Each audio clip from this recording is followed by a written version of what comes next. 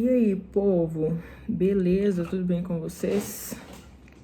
Deus colocou um tema pra mim gravar pra este canal. Na verdade é pro Instagram, mas eu vou gravar pro canal primeiro, porque aí eu posso falar rapidamente, falar bastante, e depois eu gravo um vídeo curto, resumido. A minha linha de raciocínio flui enquanto eu falo, vocês sabem disso, né? Então, hoje de manhã eu acordei, como sempre, arrumando. Hoje eu tô escalada, 2 escalas, tô escalada no louvor e tô nos pré-adolescentes, que eu troquei com o Mauro, e aí acabou que caiu as 2 no mesmo dia. Voltando ao que eu tava falando, então eu tenho que falar enquanto eu faço, porque hoje tá mais puxadinho. Vamos lá. Hoje eu acordei pra ir correr, saí cedo de casa, e quando eu saí de casa, o céu tava azul, tava lindo, um dia maravilhoso, lindo, azul, começou a chover agora há pouco. E eu vi algo em comum, que não é comum pra mim ver normalmente. E aí, o que eu vi? Eu vi um arco-íris entre as nuvens. Então, tipo assim, o céu tava azul, e aí tinha... Opa, caiu um negocinho aqui. E aí tinha algumas nuvens, e no meio de uma nuvem maior tava o arco-íris. Então ele não tava aquele arco que normalmente ele fica. E sempre que a gente vê o arco-íris, pelo menos nós cristãos, a gente lembra da aliança de Deus com o homem, né?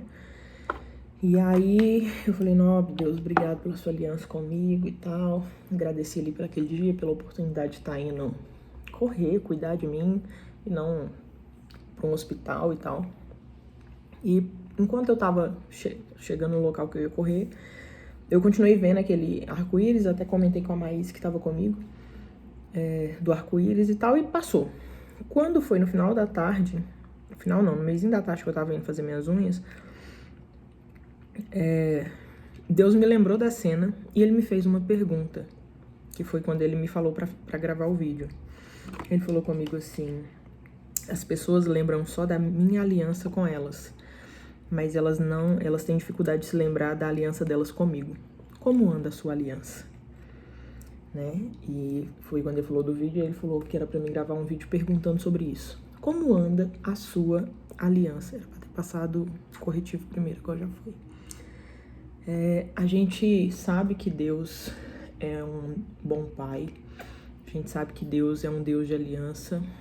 Dá pra te usar mais um pouquinho antes de eu precisar abrir a outra, hein? Tem um aqui, mas eu gosto de usar tudo. Vamos lá, deixa eu cair enquanto eu espalho. E a gente sempre se lembra disso, né? Nossa, Deus de aliança. Só que quando a gente fala de aliança, a aliança ela tem direitos e ela tem deveres. Toda aliança, seja aliança de trabalho, seja aliança de amizade, seja aliança matrimonial, toda aliança tem direitos e deveres. E quanto mais rápido nós entendermos isso, mais a gente vive uma vida de fato, de verdade. O que eu percebo hoje, tá? Esse é um pensamento meu, da Érica Prates. Esse canal é meu, eu falo do que eu quiser aqui. E a minha percepção é que nós temos uma igreja cheia de pessoas. E quando eu falo igreja, eu não tô falando da minha igreja, eu tô falando da igreja geral, da igreja do mundo, tá? Nós temos uma igreja rasa, uma igreja que quer muito de Deus, mas se dá muito pouco. E quando eu falo de se dar, eu não tô falando aqui de questões financeiras apenas. Eu tô falando de se dar, se doar. No serviço, na dedicação, na devoção, na prova de amor a Deus. Porque Deus fala, olha, a prova de que vocês me amam é que vocês obedecem os meus mandamentos. A gente veio, agora eu vim de 5 dias de retiro, passei por 2 retiros ministrando, e pessoas... Oi! Viu? Pessoas extremamente rasas na palavra, sabe? Então a gente quer muito, em um dos retiros que eu tava, por exemplo, os meninos queriam muito do fogo de Deus, da presença de Deus, mas você perguntava coisas básicas da Bíblia e eles não sabiam. E aí, Como que eu amo a Deus se eu não o conheço? Sabe? Como é que eu provo que eu amo alguém se eu não gasto tempo com essa pessoa? Se eu não... E não é gastar, eu gosto muito de usar o termo... Tô pegando a velha. Não, essa aqui é a velha mesmo. E quando eu não gosto de usar essa palavra gastar, eu gosto de usar a palavra investir. Porque eu acho que em relacionamento você não gasta tempo, você constrói. E para construir você precisa investir. Por que a gente fala que eu estou investindo no mercado financeiro e eu não posso falar que eu estou investindo tempo no meu relacionamento? Na minha cabeça não entra, eu estou gastando tempo com você. Não, você está investindo, é investimento, sabe? É um investimento em algo que não vai te trazer uma rentabilidade financeira, mas vai te trazer muitas vezes equilíbrio emocional, vai te trazer muitas vezes clareza, vai te trazer muitas vezes você ter um porto seguro, alguém para contar, alguém para chorar, alguém para rir, entende? Isso eu tô falando de relacionamentos de forma geral. E aí quando a gente traz isso para Deus, a gente exige muito de Deus, a gente exige que Deus cura, a gente fala que para Deus abençoar, para Deus guardar, para Deus livrar, para Deus proteger, para Deus libertar. E qual que é a parte que eu tô dando para com Deus? E eu tenho percebido isso, sabe? Esses dias eu fui questionada por uma pessoa e essa pessoa ela tem uma pré... Ai, fugiu a palavra. Quando alguém já pensa algo de você, sabe? E aí ela falou assim, não, porque você é assim. Eu falei, cara, você não me conhece. Eu acabei de entregar que foi um homem, né? Falei, cara, você não me conhece, você tá falando de algo que você não sabe. Eu não sou essa pessoa. Você já determinou na sua cabeça que eu sou assim. Mas você não me deu a oportunidade de mostrar que eu não sou essa pessoa. Você não me permitiu isso. Você tá falando, você tá deduzindo coisas a meu respeito que você não me perguntou. Você conhece a Érica que serve na igreja. Você não conhece a Érica na íntegra.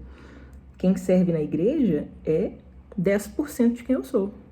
30%, 40% de quem eu sou, não sou eu na totalidade. Tem coisas que eu faço só na minha casa. Ah, por quê? Porque você tá escondendo? Não, porque não é lugar, não é coisa pra você fazer dentro da igreja. Igreja eu tô indo lá pra cultuar, pra congregar, pra ter comunhão com os irmãos, entende? Tem áreas da minha vida que eu só abro só com a minha família. Por quê? Porque é minha família, é óbvio.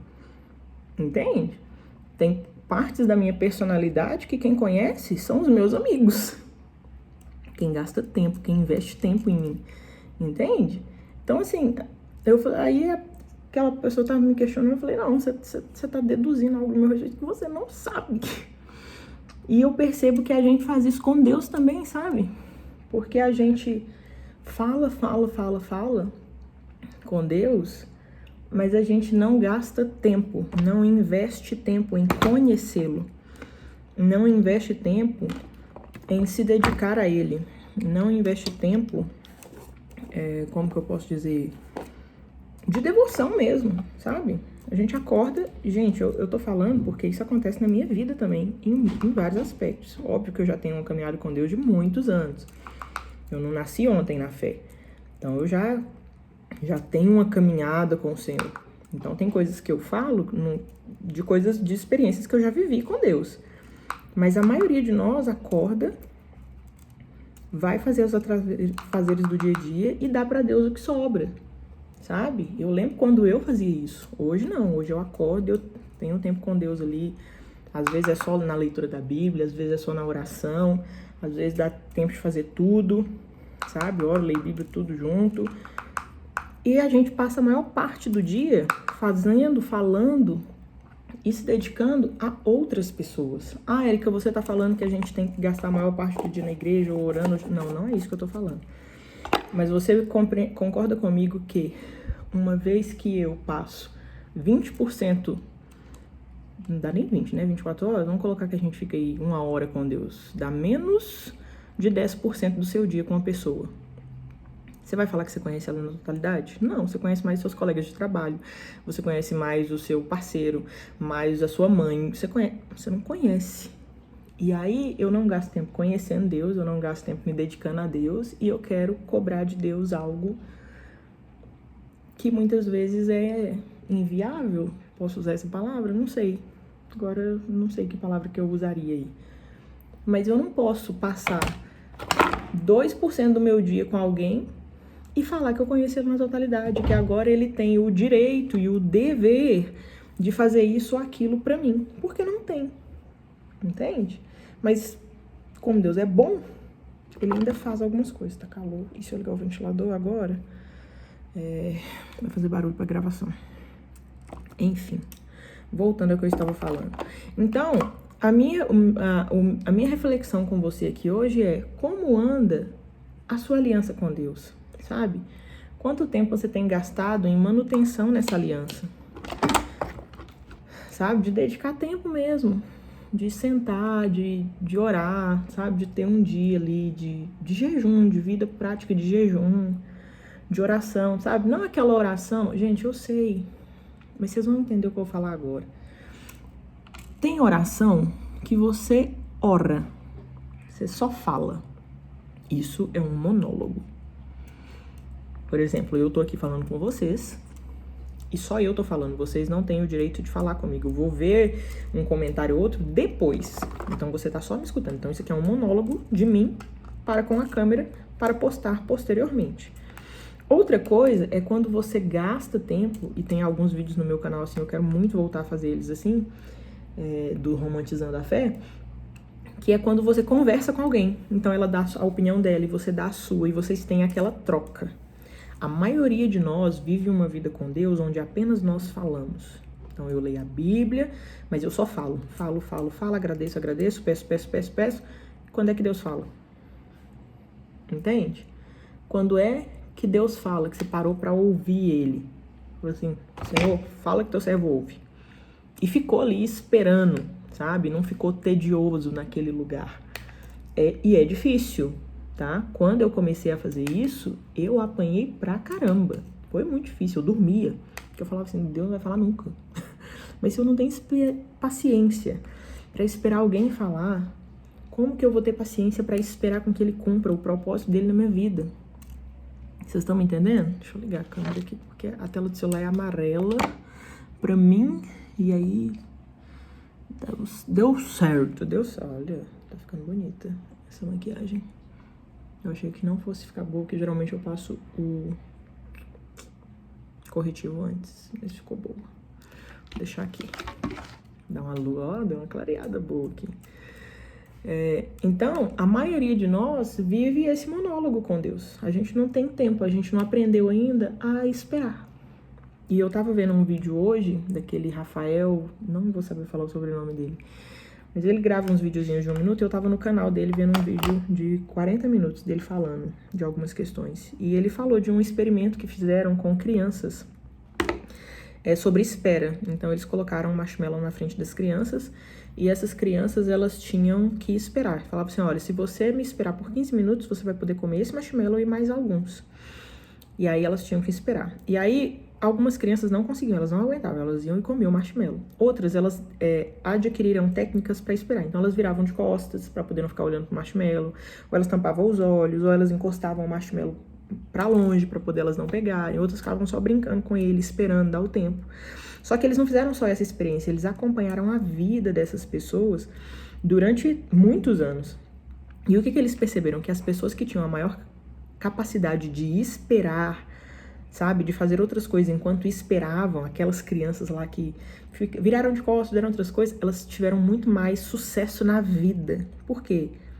Vamos combinar que, embora a gente tá na época do ChatGPT, que tudo é pronto, na hora, que a resposta vem num clique, que eu converso com alguém do outro lado do mundo através de uma tela do celular, a maioria das coisas significativas da vida nos fazem esperar, e nós perdemos essa capacidade de esperar. E aí, o que acontece? Eu não quero...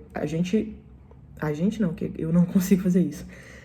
A gente tá numa geração, vivemos a geração em que o áudio do WhatsApp eu vejo ele em 2V. Eu não escuto mais a pessoa no tom dela normal. E aí, quando eu tenho que ter uma conversa com alguém, eu quero que ela acelere, fala, porque eu tô acostumada a escutar tudo em 2V, sabe? Eu não consigo fazer isso, de verdade. Tentei algumas vezes, mas eu percebi que eu chegava na frente das pessoas e eu queria que elas acelerassem. Eu falei, cara, não tá certo, sabe? Não tá certo. Cada um tem um tempo, pausadamente, pra falar. E tá tudo bem, eu preciso aprender a ter paciência com as pessoas. Então, pra mim, escutar um áudio em 2 é porque eu já escutei ele e eu quero chegar em determinado lugar ali, entendeu? Pra lembrar de alguma coisa, apenas. Mas, enfim, e ele falou que essas pessoas que sabiam esperar criaram muito mais capacidade, sabe? Aprenderam mais, desenvolveram mais na vida do que aquelas que fazia tudo no tempo dele. E com Deus, a gente tem que aprender a esperar. Sabe, você pega a vida dos grandes homens de Deus, e agora eu vou encostar bem aqui enquanto eu falo, porque eu preciso olhar no espelho. A gente pega a vida dos grandes homens de Deus, olha o quanto que Abraão esperou, o quanto que Noé esperou, o quanto que Moisés esperou, o quanto que José esperou. E essa espera não era como que eu posso dizer? Uma punição de Deus. Não, Deus estava sendo didático com essas pessoas, sabe? Ou seja, ele estava criando naquelas pessoas uma resiliência para coisas do futuro. E é isso que ele faz conosco. Então, às vezes, ele vai nos fazer esperar para ouvi-lo. Às vezes, ele vai nos fazer esperar para nos dar algo que a gente quer muito. Às vezes, ele vai nos fazer esperar simplesmente para que a gente cresça em maturidade, em caráter, sabe? Em diligência, em fidelidade.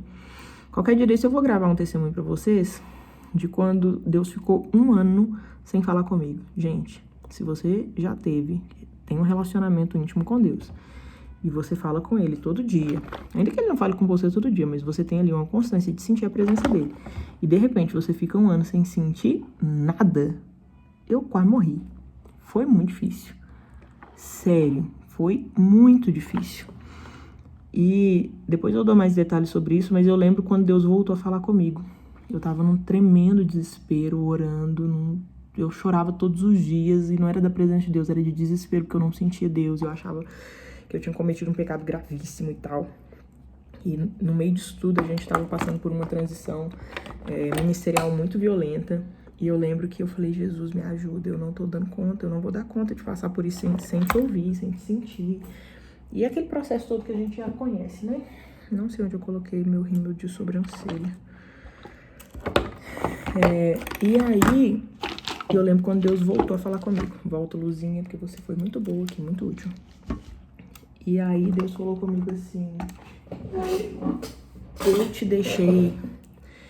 Eu fiquei em silêncio para ver o nível da sua fidelidade.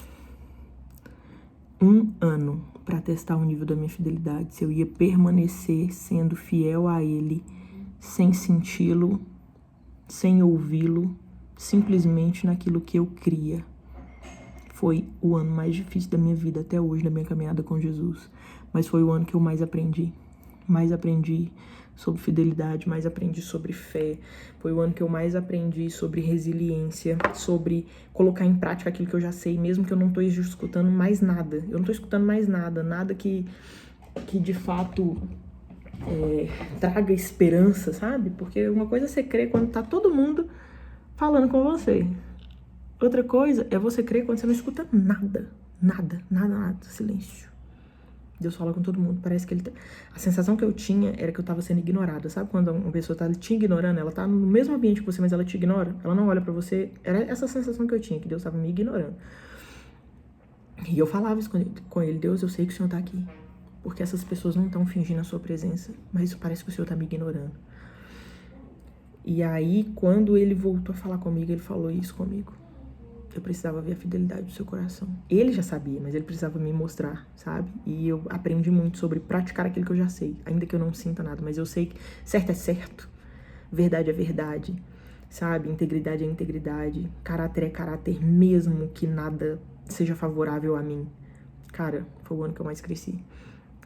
E são essas coisas que testam a nossa aliança para com Deus, sabe?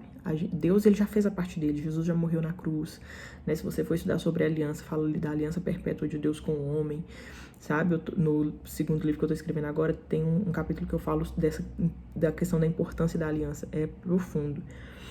Mas, e a nossa parte, sabe? E nós estamos indo, gente, tá lindo, olha, a Lívia botou uns brilhinhos, eu tô apaixonada.